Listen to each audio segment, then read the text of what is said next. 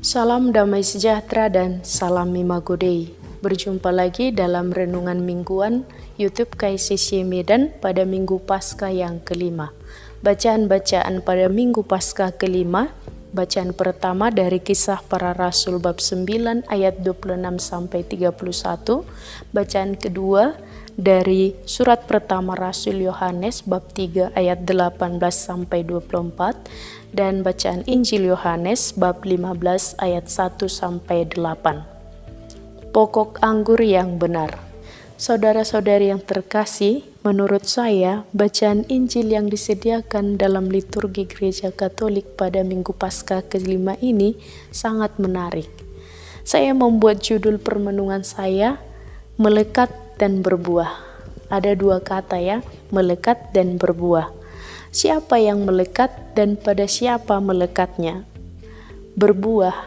Buah seperti apa dan bagaimana yang dimaksud? Saudara-saudari yang terkasih, kita mengetahui bahwa dalam pengajarannya Yesus seringkali menggunakan perumpamaan.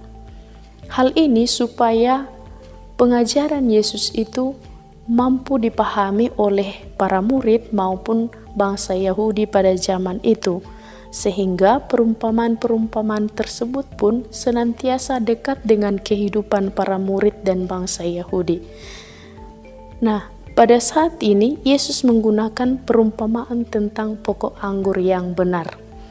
Saya mencoba menduga-duga, mungkin jika seandainya murid Yesus pada zaman itu adalah orang Batak dan bangsa yang diajar adalah bangsa Batak Toba, maka mungkin Yesus akan membuat perumpamaan tentang pohon aren yang benar, yang menghasilkan tuak yang nikmat.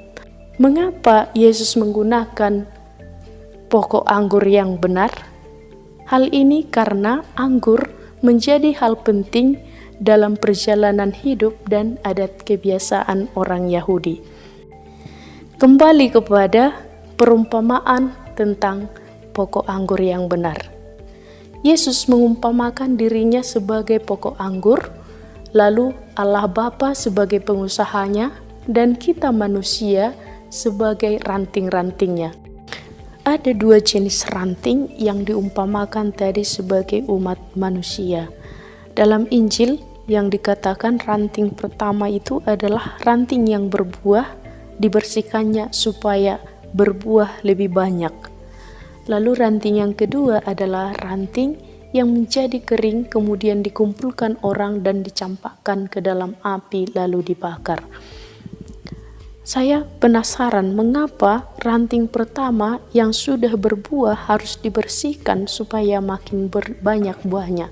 Maka saya searching di Google, ternyata dalam pemeliharaan tanaman anggur ada satu proses pemangkasan, di mana ketika pokok anggur sudah menjadi besar, maka akan semakin banyak ranting-ranting yang tumbuh.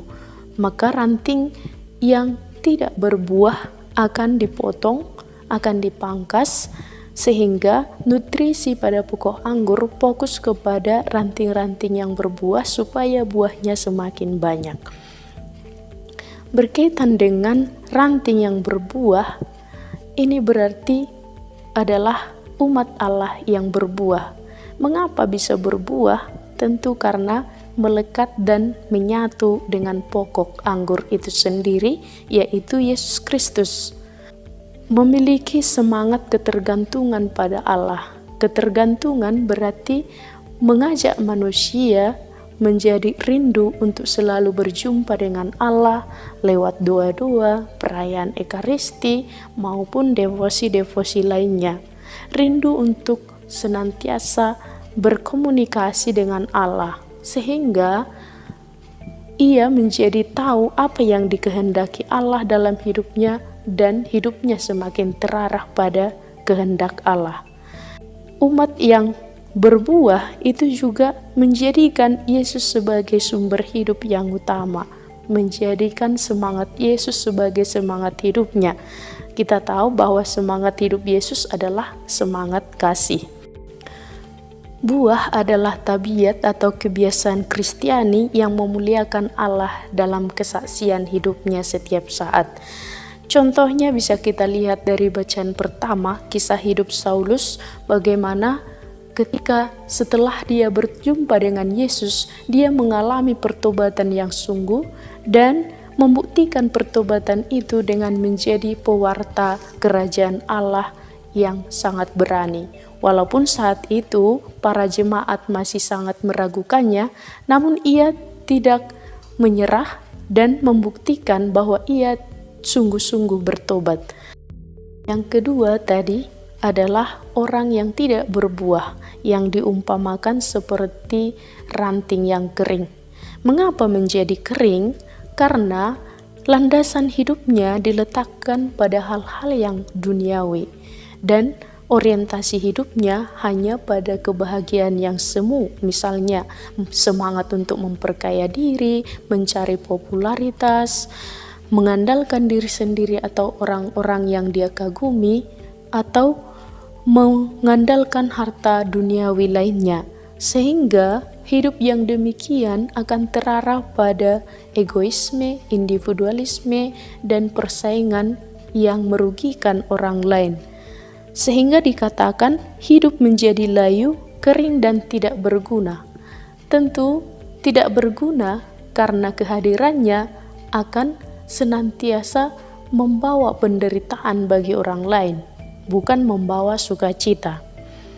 Nah, saudara-saudari yang terkasih, melalui perumpamaan pokok anggur yang benar tadi, pesan Tuhan yang ingin disampaikan kepada kita pada Minggu Paskah kelima ini adalah yang pertama, agar kita tinggal dan melekat padanya dan mengarahkan hidup pada kehendaknya.